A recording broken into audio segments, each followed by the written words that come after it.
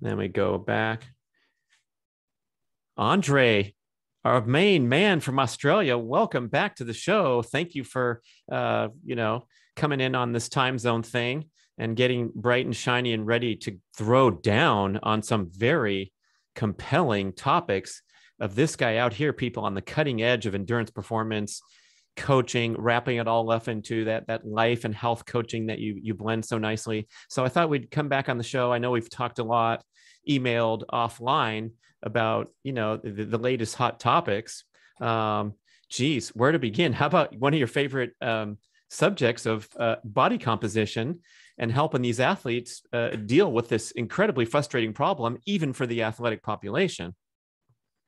Yeah, thanks, Brad. Great to chat and see you again. Yeah, I think, first thing I do with anyone, and I think people need to think about is body composition, of course, before exercise. And as we've spoken before, a lot of coaches or the conventional fitness, or what I call sickness industry, won't tell people what they need to hear. They'll tell them what they want to hear. And most people, maybe not some of your listeners, because most of them are pretty smart because they're listening to you, and not what I call the mainstream sickness industry.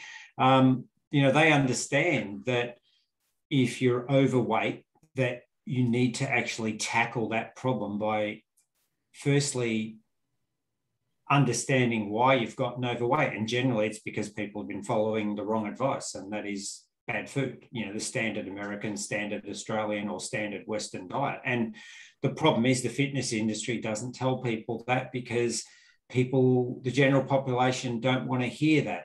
And, if you piss people off by saying, hey, dude, don't come to my fitness class at 5:30 in the morning to be with all your bros and do high fives and get all that adrenaline happening because you're a FF, and you know what that means, a fat boy, FB.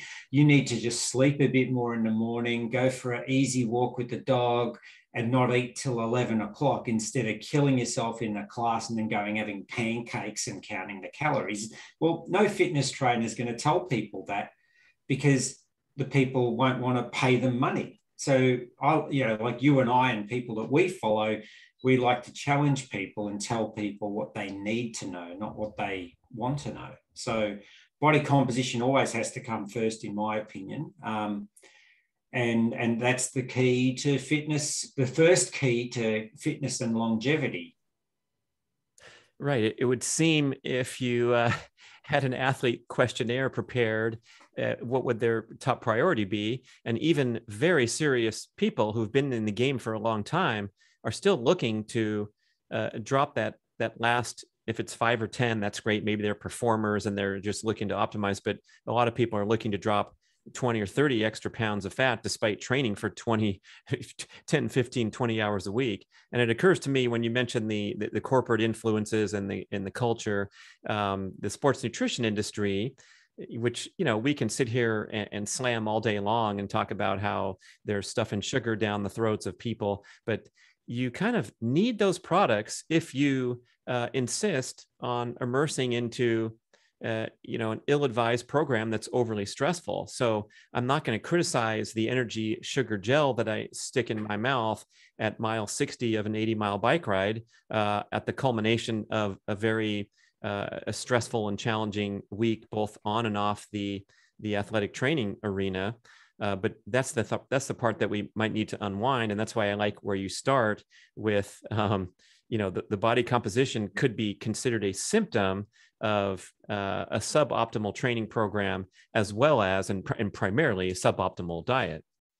Yeah, and that's all based on the wrong advice. So what are the main wrong advices that are still floating out there?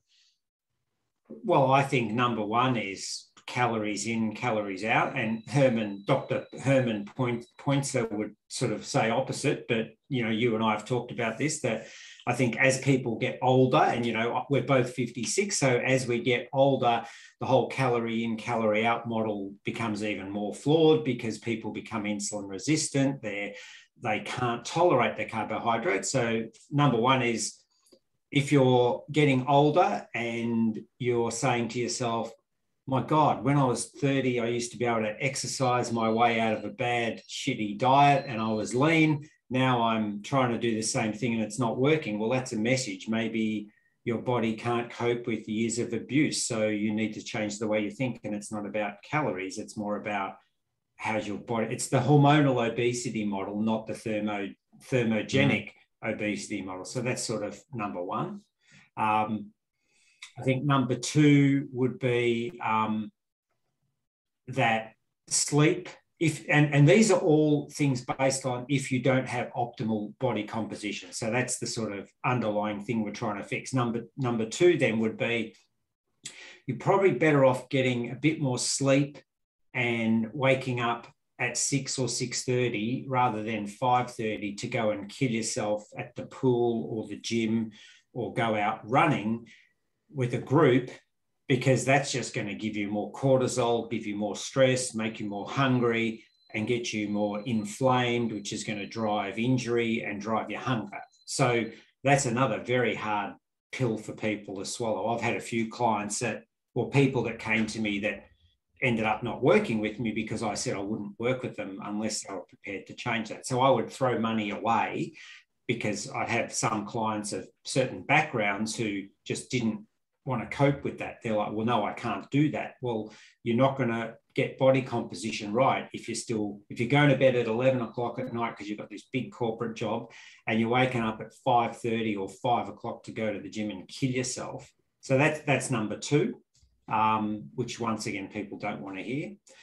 And then I think number three would be the whole thing around math training. So similar to, things we've talked about before, is that, working at a comfortable effort and working comfortably to build our aerobic engine and our fat burning machine is the way to achieve long-term health, long-term speed and longevity. And then when you, and I know we are going to talk about that, when you combine that math training in all of your athletic pursuits with nasal breath work, and I know we're going to talk more about that, you really then can build a massive aerobic engine. And as an example, just from my N1 sort of experience, I can run 4:30 per kilometre pace, breathing through my nose for, quite a while without even opening my mouth. And I can run for an hour and a half at 5-minute a K pace, comfortably breathing through my nose, even though I snot everywhere, without even opening a mouth. And that means when we get into a race, we can actually breathe through our mouth if we need to, and we're not putting our body under as much stress. In fact, if people look at the Olympic Games from Tokyo, there was a Jamaican woman that came third in the final. She's 35 years old, a mother. She's a lot older than all of the other girls. And in her final of her heats, as she comes across the line, the camera's at the front, and you can see her mouth is closed. Everyone else is breathing through the mouth. What event are you talking about? The 100-meter sprint. Yeah, it was, I think, Shelley Ann Fraser-Price. Yes. Yeah. Mouth closed, nasal breathing. Yeah. Maybe one of the top 3 sprinters of all time in history, with 2 Olympic gold medals, a silver and a bronze, whatever her longevity or world titles, a stunning performance. And I noticed the same thing on the Olympic coverage with some of the men's races too. When you had that head on camera, these guys in the 100 are, maybe breathing and maybe not. It was incredible.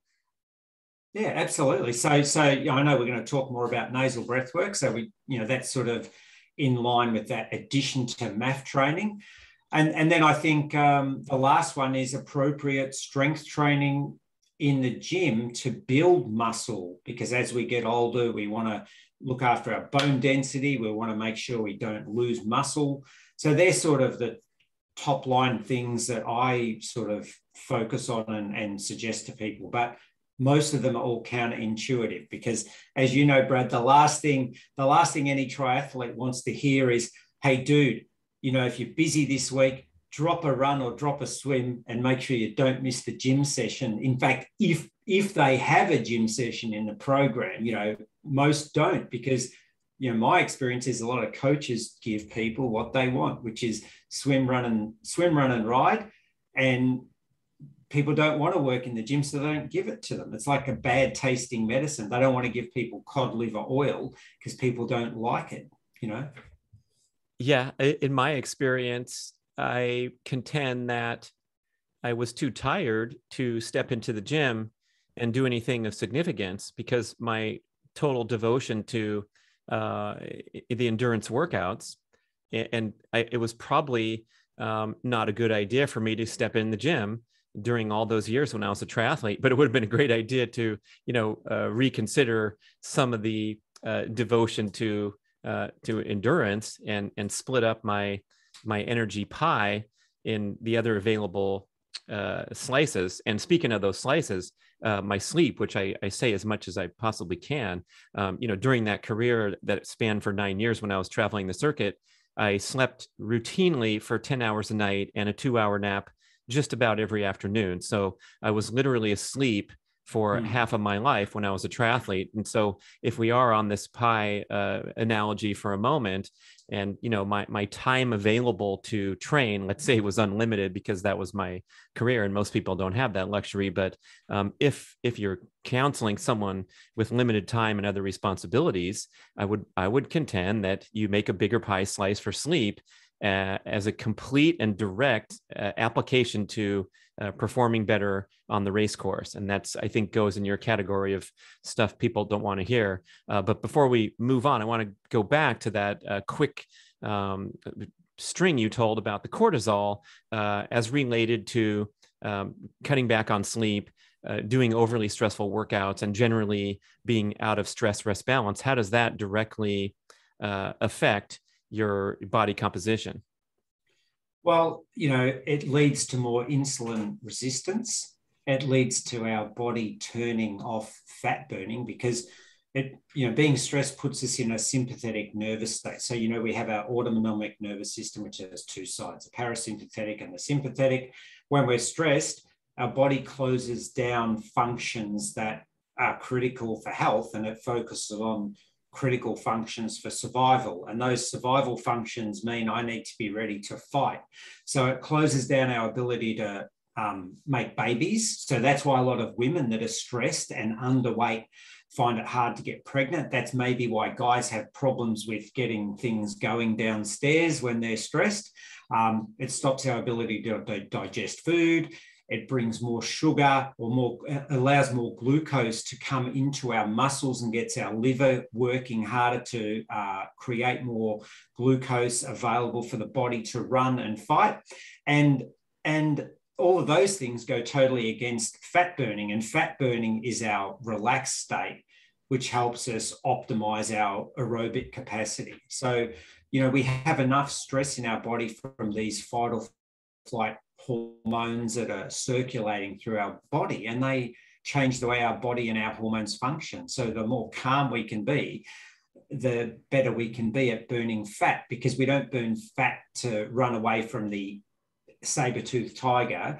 We burn glucose to run around from the saber-toothed tiger, and that then leads into all of those cascade of inflammation and autoimmune dysfunction in our body, and weight gain, insidious weight gain, and tiredness. So if we are inhibiting fat burning from those several ways that you mentioned, this is what's going to happen. We're going to have an increased appetite for quick energy calories, maybe purchase some of the sports nutrition products and support the billion-trillion-dollar industry predicated on people needing sugar. And I think you mentioned Dr. Panza really briefly, and that quip was, talking about his firm assertion that it's the number of calories that we eat and the number of calories we burn, and that's whether we gain or lose fat. But I think we can reconcile some of these, maybe you call it a disparate point of view, where you are doing things that trigger increased appetite. So you're consuming more calories because you're not good at burning fat. And if you're not good at burning fat, you're going to walk around and you're going to run out of energy. And so in your stressful, hectic, busy day of too much exercise, not enough sleep, you're going to be putting in more calories than you might need if you were on a yoga retreat and breathing through your nose all day. Exactly. Yeah. And I also think that there's maybe some other dimensions here, kind of as an aside, where the inflammation and the other things that you mentioned could affect our how much fat we're burning versus what we're doing with it. We're storing it because of the hormone imbalances. So transcending that direct model of counting your calories and that being the end all, we kind of have to hit this from a multi-pronged approach. And I think that's where this thread is going, is you're talking about the prongs of an athlete, where most of the time they're looking at a single dimension of training, like what's my mileage or whatever their narrow focus is. And we gotta unwind that a little bit and look at what's causing those dietary habits of those 11 p.m. cereal bowl binges. And it dates back to your 5 a.m. swim workout.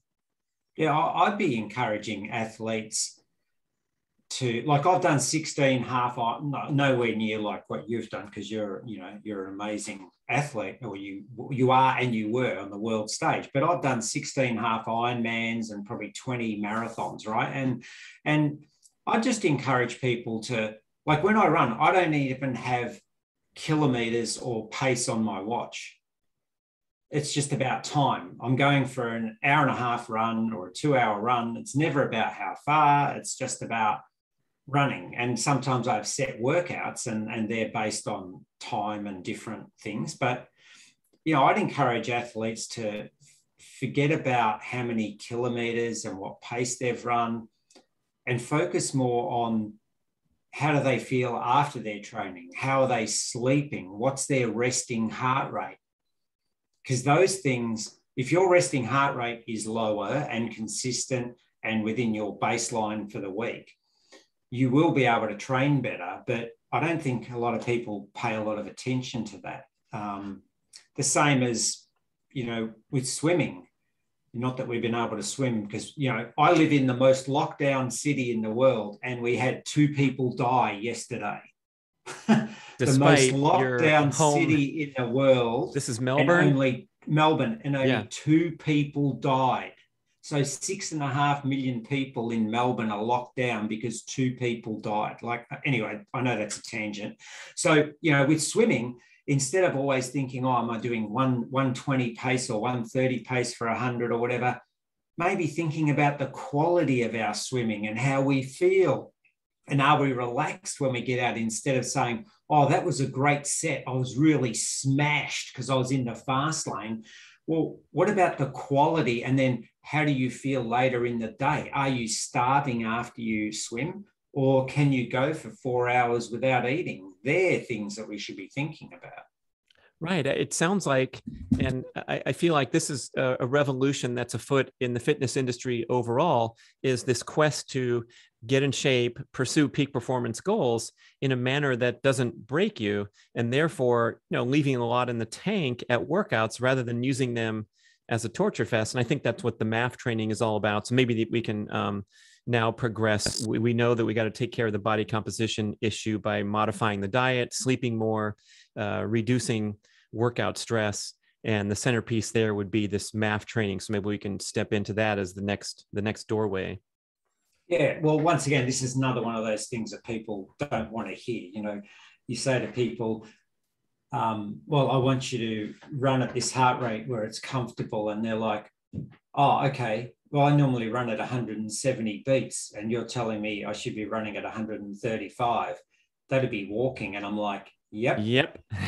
and then you show them results of people you've been working with for a month, a year or so, because I keep a Google sheet with all their MAF tests, because they do a MAF test every month. And you say, well, this person started 12 months ago and they're running, 6:30 or 7-minute pace MAF test, and now they're running, 5:30 in 12 months.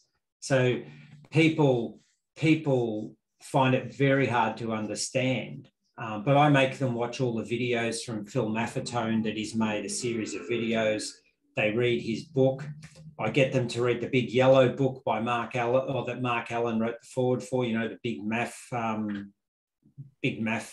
what's it called? Book of Training and Racing. Big Book of Training and Racing. It's massive. And people once they do it and sit with it for a couple of months, they actually see the difference. And then I start bringing in the nasal breath work at the same time, which once again, that's another, it's not math training, but it's another similar thing. What do you mean I have to breathe through my nose? And at the start, they're like, oh, this is horrible. But in very, very short time, they find it's much easier and they can achieve a better pace even while they're breathing through their nose. Yeah, we haven't wanted to hear this for decades when heart rate training first became available in the 80s. And I arrived there, a third of the way through my career when I realized that I had no more physical energy to contribute to my training. I was, at my peak in my age and in my athletic prime and pushing myself to the end of the earth and willing to do anything in order to go faster. And when you finish a race and there's still guys up in front of you on the road, then you have to go back and really reckon. And that's when I, kind of had this realization, helped by Maffetone, Mark Allen, Mike Pigg, Andrew McNaughton, the leaders in the sport at that time, that if I slowed down and took better care of my body, it was a portal to going faster, which didn't exist in my current framework because there was no way I could train any harder. And I was still going pretty fast, but I was frustrated because there was guys ahead of me on the race course. And I think until we can kind of embrace or even have the trust to listen to someone who's been through it and slow down in pursuit of improvement, that's going to be the major sticking point. But I think it's really important to reflect how intensity is relative to the fitness level of the individual.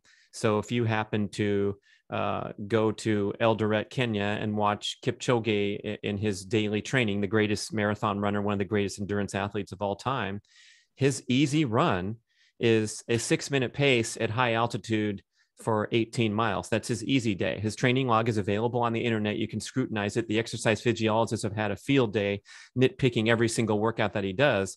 But for any mortal human, you'd think, wow, that's crazy. That guy's amazing. He even is flying through high altitude mountain runs on his easy day. But if you compare his heart rate and his relative pace per his marathon pace, where he can run a 4:33 for a marathon. So a 6-minute pace is 1.5 minutes slower per mile. Sorry, kilometer listeners, I'm going with the pace per mile here. It's way slower than his marathon pace. And so now we're going to get out our notepads and our calculators and think, what would it be like for me to go that slow? And it's most likely a jog walk for even very fit people that might have some medals on their wall for age group placings. But that's the portal to continued improvement and protection against breakdown, burnout, illness, injury, not being able to have babies or have fun off the race course. Yeah, he essentially does math training. I mean, there was a great interview that Phil Maffetone did, talking just like you did. He went into a lot more detail about his running and talked about how his runs are that long and they're just a comfortable pace. And that's one of his secrets. And,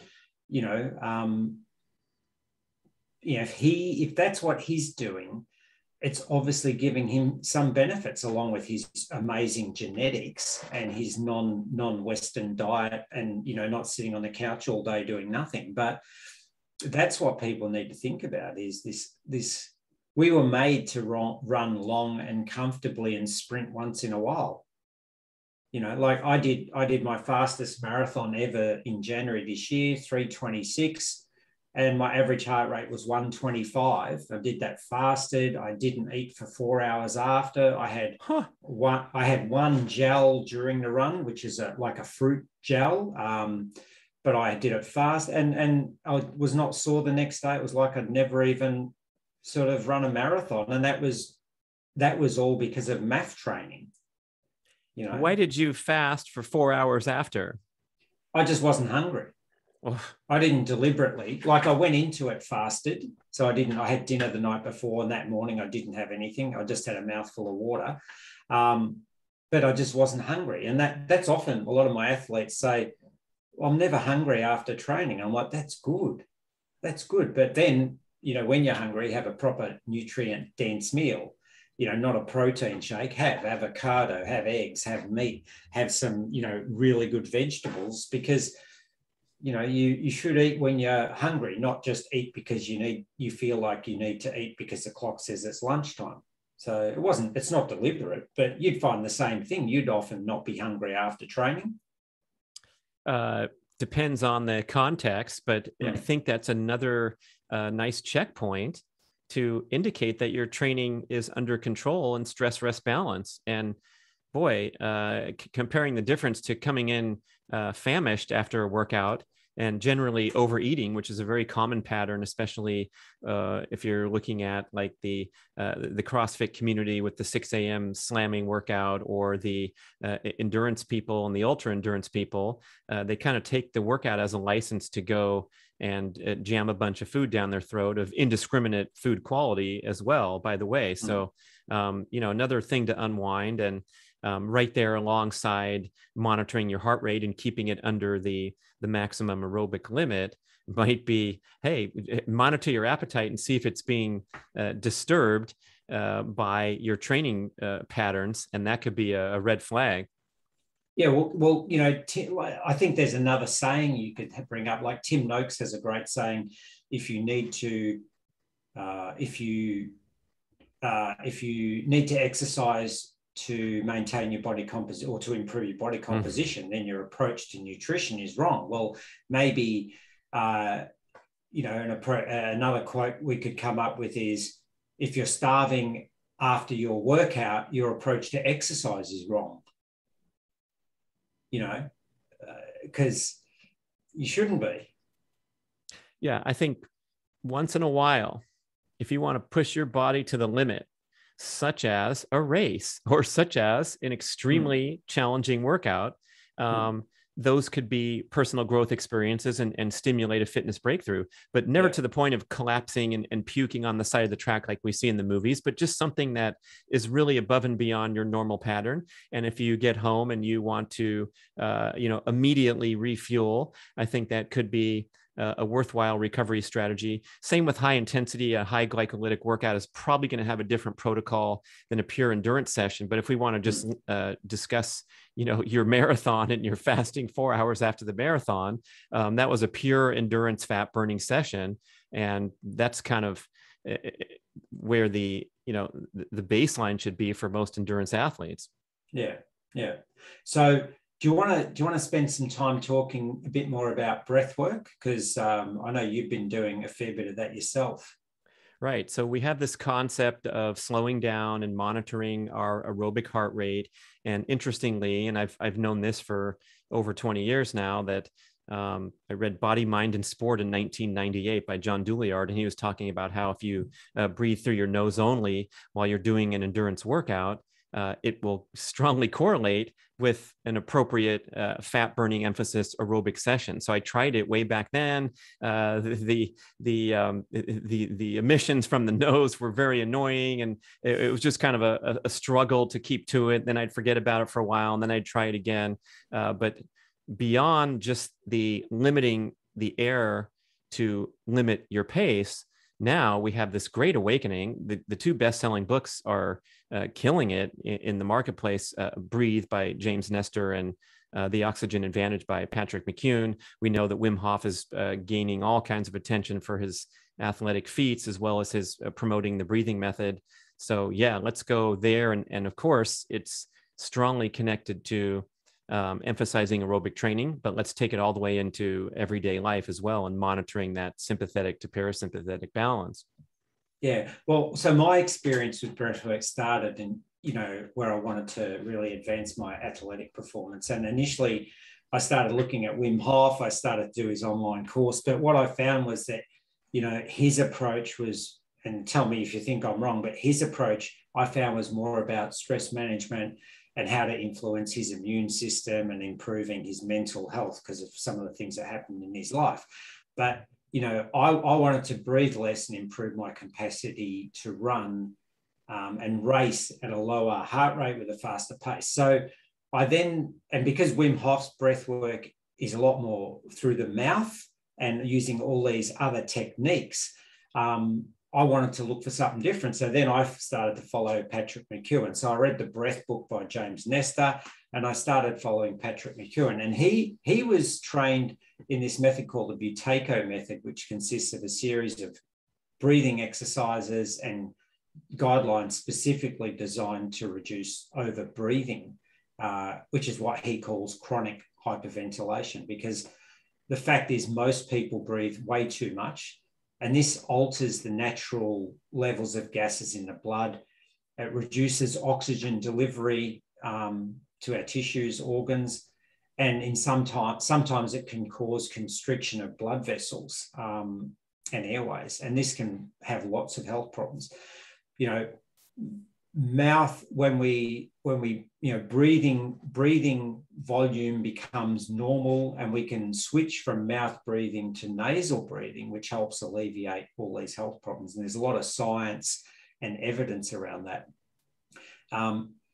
This Patrick McKeown started to look at this guy called Dr. Buteyko, which I think he was Russian, and he was looking at sick people and found that all these sick people, breathed really hard.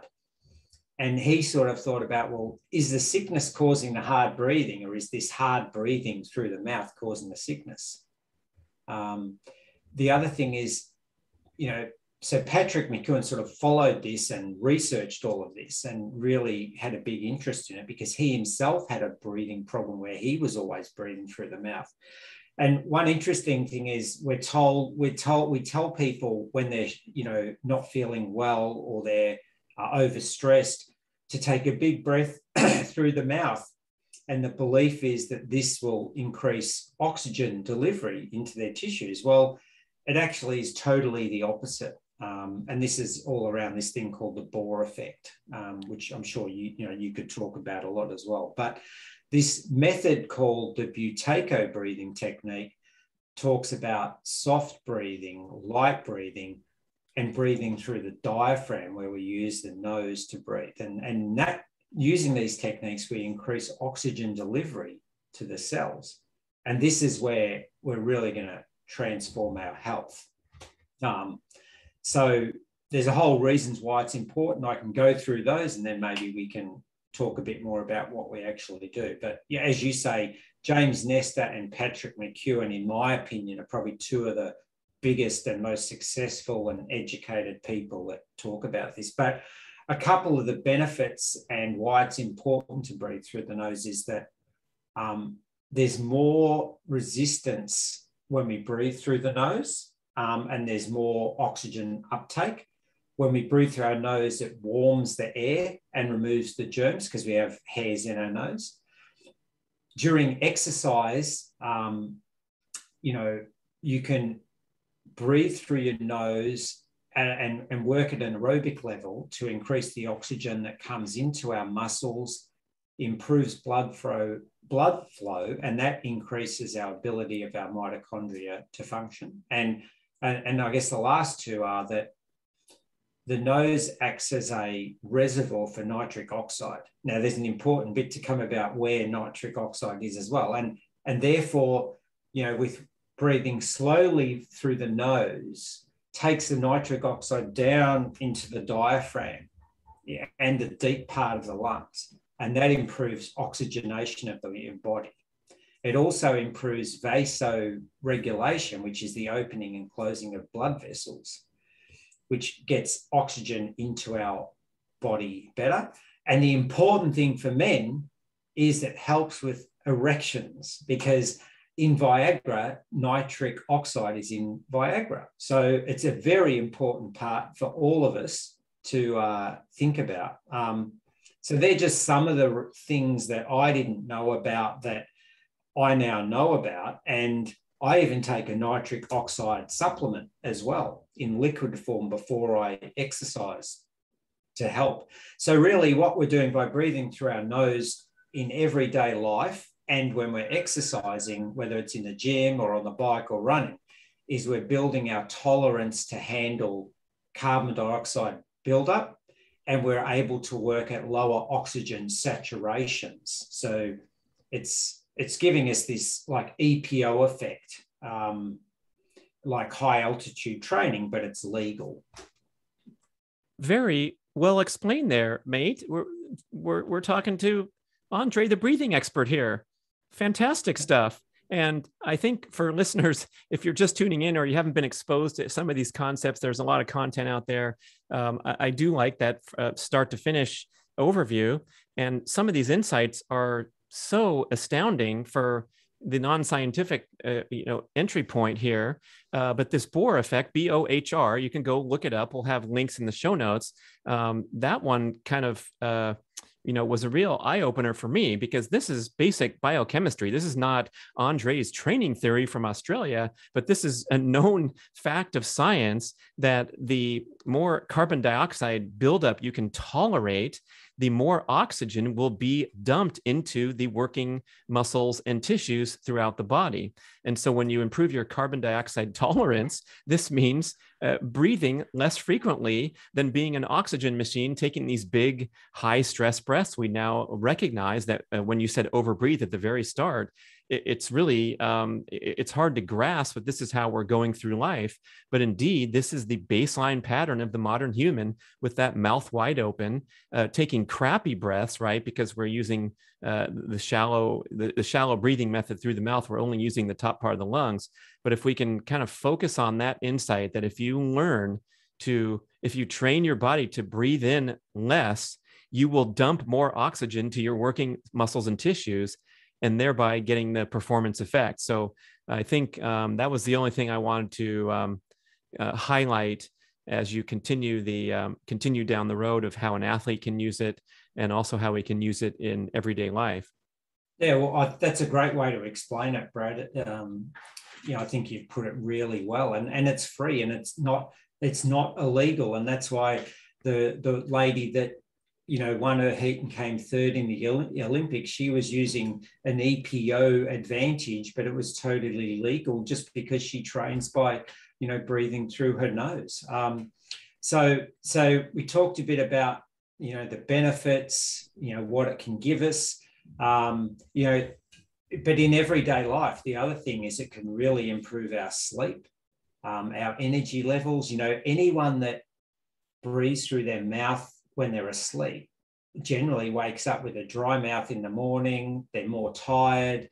There is science that shows that can lead to diabetes and weight gain as well. So, even if you're not an athlete, but you wake up with a dry mouth, you should get some tape, surgical tape, and try and keep your mouth closed. I had a client, within 3 days of doing it, he stopped snoring, and it totally changed his energy levels. A guy, Jonathan from Perth, who was a music conductor for an orchestra. And, so you don't have to be an athlete to benefit from nasal breathing. It can really change your life. But I would encourage people to really include nasal breathwork into all of their exercise routine. And that can be as simple as, when you're doing your warm-up, try and breathe through your nose as much as possible. Then maybe you do your run and you can't breathe through your nose. So some people can breathe through their nose while they're at max heart rate, some can't. It's very individual, but maybe in your warm up and you cool down, you breathe through your nose, and on your main run, you don't. And then as you progress, maybe in your main run, if it's an hour or half an hour, you do little segments of nasal breath work. So maybe every once in a while you breathe through your nose with your mouth closed for, 5 minutes, or 4 or 5 breaths, and then you breathe back through your mouth. And what eventually you will build over a period of time is the ability to, like you and I do, Brad, when we're doing our running drills or our strides, the ability to even hold our breath while we're running at 3-minute, 30-kilometer pace for, 30 seconds. And even at the end of that, keeping the mouth shut and just breathing through the nose, which is really hard because you're like, but that really builds a big tolerance to handle that debt of oxygen. And, you'll snot up everywhere, but there's a whole range of things we can do, whether we're on the bike, on Zwift, or riding outside. I guess I ran this morning with a friend who I was coaching, who's now a friend, and and he was trying to do nasal breathing the whole time, but I was talking the whole time, so I think he got a bit pissed off.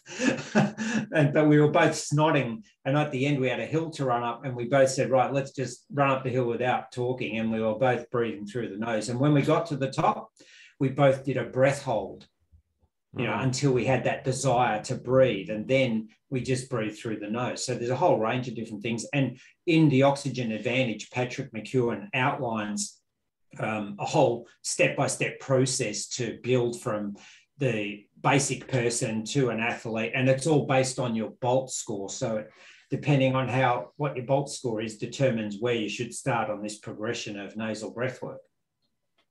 So describe the BOLT test and how someone can use that. Very first thing we should do if we're interested is take your first BOLT test, because it's going to be so terrible, and then you can aspire to improve, and you will improve very quickly. Trust me, folks. It's no fun to start out and realize that your breath hold time is pathetic, but it is an indication that we've spent a lifetime breathing shallowly and inefficiently through the mouth. Yeah, well, and there are videos explaining this, but essentially what you do is you'd sit down and you would take a couple of breaths in through the nose, out through the mouth, in through the nose, out through the mouth. And once you've expelled all the air, you would have a timer, and you would hold your nose, and you basically just hold. You're not holding your breath because the breath's gone. So you expel all the air. It's a held exhalation, people, I suppose you would call it. Correct, held exhalation. So you then hold your nose so that no air can sneak back in. And when you get the first sign of an urge to breathe, and you sort of got to work out what that is for you, whether you find some contraction in your throat or your chest, or you're like some like tension in your neck or your lungs, then you stop the timer and you start breathing. And, as Brad said, I think my first one was 15 seconds. I think, how long can I do, Brad? Is it 90 seconds? Was that your BOLT score, and we have it video proof, people, that this guy went up to the superior level of 40 seconds.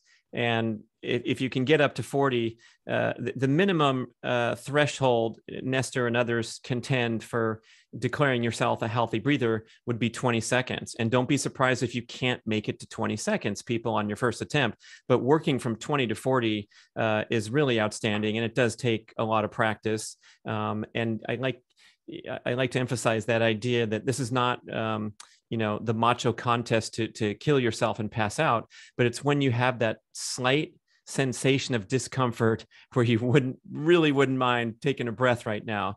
And so it's not something you want to game by pushing yourself harder today than you did yesterday, but it's just looking at that timer and going, okay, it's time to breathe, and then noting your progress. So and when you do it, you should, if this is on video, you should be able to finish it like this. You should be, I've done the test.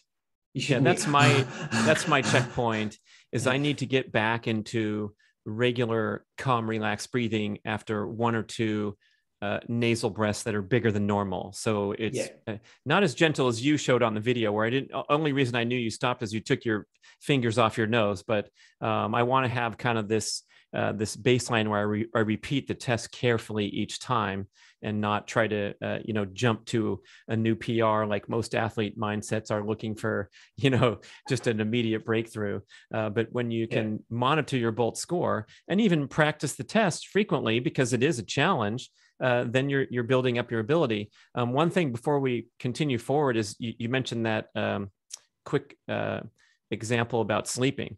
And sleeping is when we really need to bring parasympathetic function into central focus and get a maximum and most efficient possible exchange of oxygen throughout the night. We know how dangerous sleep apnea is, where you stop breathing during the night, and it can lead to all kinds of health problems.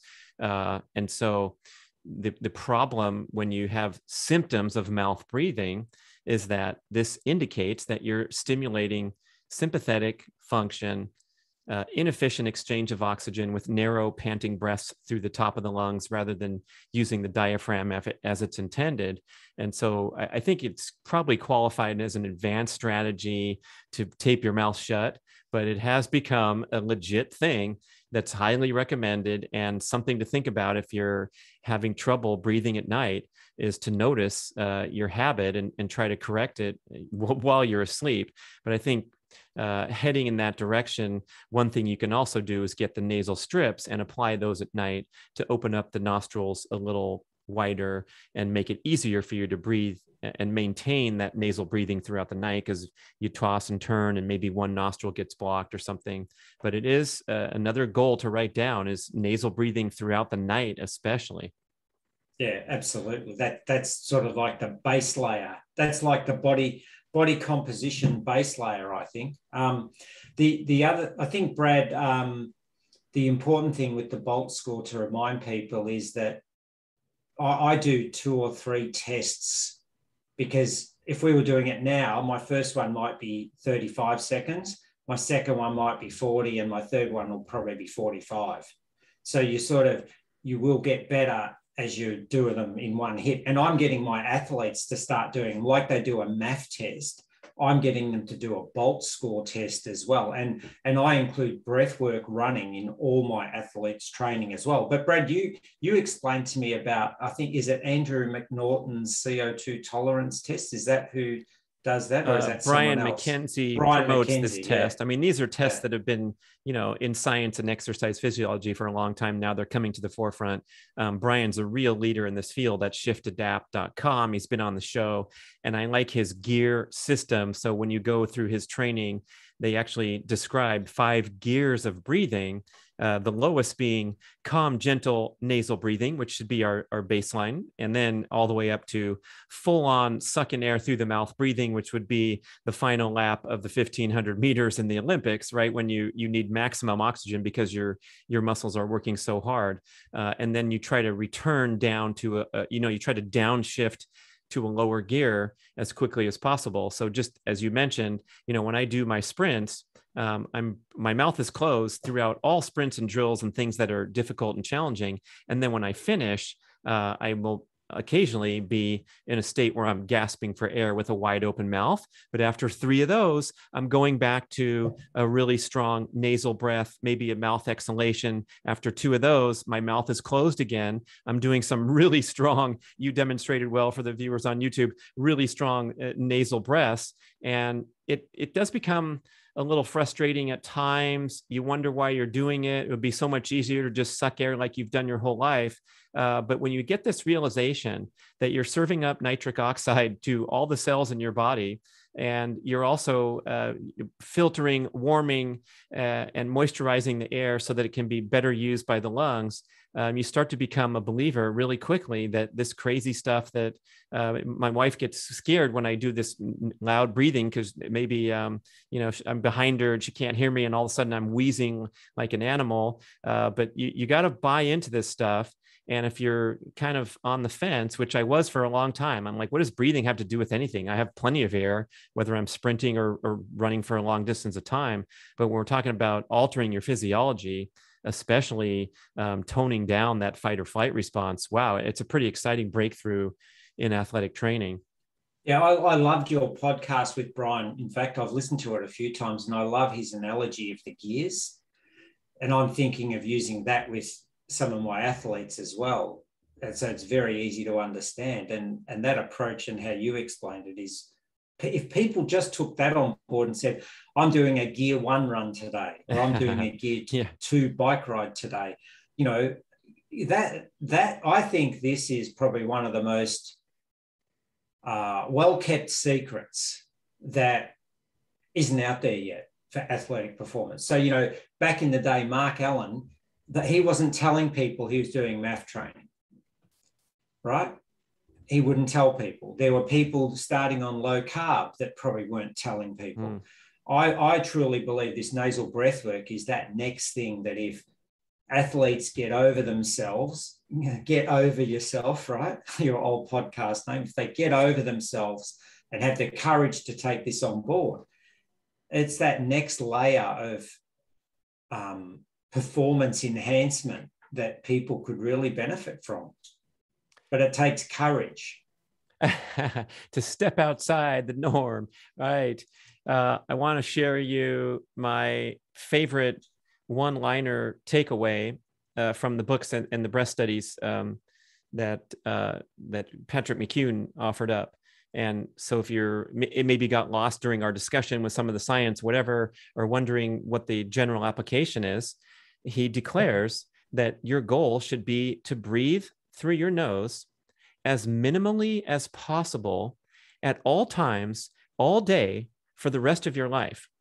And that includes workouts. So when I'm doing my sprints, I'm starting through my nose, and then I have to suck air through my mouth, and that's okay. But I try to immediately get back down to this minimal breathing. And when you take in less oxygen, you are giving, I know I'm repeating myself, but you're giving your organs and tissues more oxygen. So if you can just keep that in your mind for the rest of your life, now that you're listening to the show, people, there's no turning back, is, these notions of taking a deep breath to relax are doing the exact opposite. They're stimulating sympathetic fight or flight when you take a big giant breath. So breathing minimally through my nose only, I'm carrying that with me everywhere I go all day long, sleeping, awake, during exercise. Great stuff. Yeah, and I think we're the only stupid animal in the world that breathes through its mouth. Yeah, a dog does, but that's just to cool itself down. And just a reminder to people, our body wasn't made to breathe through our mouth. Just like our body wasn't made to be a vegetarian. We've got teeth. Sorry, I'm on a tangent there, but we were meant to breathe through our nose. And if we're not, our body thinks we're under stress. Because if you look at a clock of a 24-hour circle, we've only had this lifestyle and these habits for like 2 minutes of our evolution, and our body hasn't adapted enough to breathe through our mouth. And it brings that cortisol response, that stress. Our body doesn't know that we're not in danger when we're panting through our mouth. It thinks we're in danger. So we're just on a highway to inflammation, bad mouth formation, dental problems. That's why all these young kids have orthodontics in their mouths, because eating soft food and not having enough calcium, not having enough bone structure, the sinuses don't fill out enough from breathing through the mouth. It's a terrible health problem that the native people didn't have. So, people, get over yourself and really listen to what Brad's saying and what I'm saying. And if you want that secret performance edge, you really need to get across this nasal breath work and do it when you're walking, do it when you're making love, do it when you're running, do it when you're sprinting, do it when you're on the bike, do it all day, and your life could change. And I would say at the same time, be monitoring how your resting heart rate gets lower the more you do it, because your body will become more efficient in everything we do. Well said. Thank you. We're proceeding nicely through this procession of important objectives to tackle if we want to be a healthy, fit athlete. And I think the last one you mentioned was the strength training component, the explosive activity, to pair up with that nice emphasis on maximum aerobic function exercise and general everyday movement. And I know you work in the realm of endurance athletes mostly, and you have your own personal goals, which are extreme endurance in nature. You can call a half Ironman triathlon, that's an extreme endurance event. Anything over 15 minutes would qualify as an endurance event rather than anything else, even though people use the terms poorly when the triathletes say they're doing speed work today. It's not, speed work is Shelley-Ann Fraser-Price. So everything else, what you're doing is endurance oriented. But where does that strength element, explosive element fit in to the big picture for both an endurance athlete and then someone who's just looking for total and balanced fitness? Well, for someone that doesn't have a background in weight training, I would always caution them to have a proper assessment done by a physiotherapist or a proper qualified trainer to work out, can their body tolerate plyometrics or power-based lifting or heavy compound movement lifting, or are they better off using machines or doing body weight work?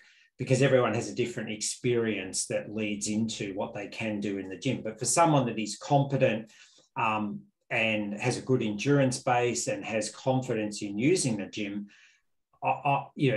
especially if they're a runner and a cyclist, I believe they should be doing some power-based work, doing some plyometric work, jumps, box jumps, heavy weights, low reps, as part of their gym work. I do 2 workouts a week, and at the moment it's all heavy weights, low reps. I use the MSP, maximum sustained power approach, with some of my work, but I do it all breathing through the nose. So, yesterday I was doing I have a bit of a routine where after I've warmed up, I do hex bar deadlifts and chin-ups or pull-ups, over grass pull-ups. So I do 4 sets, 10 pull-ups, 8 hex bars. Then I sit and I take 1 big breath through the nose, and then I try and hold my breath, and I sit for, a minute between sets, but I try and keep my nose breathing happening the whole time during that whole workout,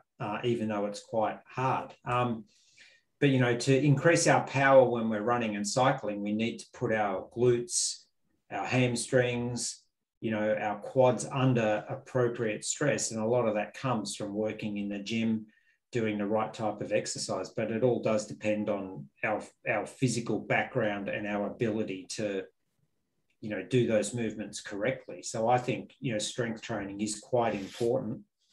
And regardless of your sport, doing some power-based training, whether that be, plyos or jumps or heavy weights, is quite important. I've personally found difficulty juggling the disparate goals. Like I mentioned, when I was a full-on triathlete, I was not in the gym. I didn't have enough energy. And even today, I have the ambition to achieve total fitness, my main goal being informed by longevity in the background rather than trying to make the next Olympics, although I'm not ruling out the possibility of the Olympics after that in my hometown of Los Angeles in 2028. I'm giving myself a chance. I'm going for the high jump. We'll just see which country wants to take me at a lower height than you should go in the Masters games. Yeah, for sure, man. I'm going to get throw down at the Masters games. But it's a battle because, everything's great and has wonderful health and fitness benefits. But then when you stack it up, you're like, oh, heck, I'm dealing with post-exercise muscle soreness from my deadlift session. This is going to affect my sprint workout 2 days later, or my energy level for the long ride on the weekend if one happens to be an endurance athlete. So how do you manage that juggling act? In terms of time, I think it's a matter of, I think in a matter of, I calendar everything. So I schedule my training in my calendar because I work for myself. I work around that. This all comes back to, I think, getting enough sleep, getting off Netflix, building a schedule of what you want to do, and then maybe prioritizing what are the things you're prepared to drop off around your physical pursuits and what are your priorities for the month. So, maybe for this month, my priority because of the weather is the gym and because there's no pools, riding. So I might have swimming in there to swim at the beach, but that might drop off. But I'll always put an emphasis on the gym and riding.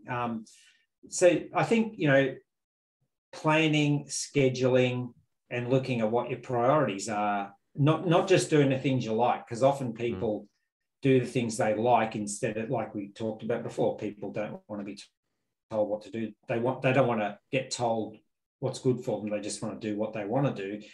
If we're not good at something, that's the thing we probably need to focus on as an athlete, because that's going to drag us down. So as an example, my running is my number 1. My bike is number 2, and my swimming is number 3. Pools are closed, so I should be swimming in the ocean, but it's bloody freezing. And when you've got 7% body fat and 62 kilos, you're always freezing. So I've been a wimp, I've been soft, and I haven't swum. I know that, right? But, no races are happening here either. So I'm focusing on my riding. So last week I did 300 kilometers, but it was all in MAF. And my power on my bike and my ability to ride at a faster pace at a lower heart rate's coming up.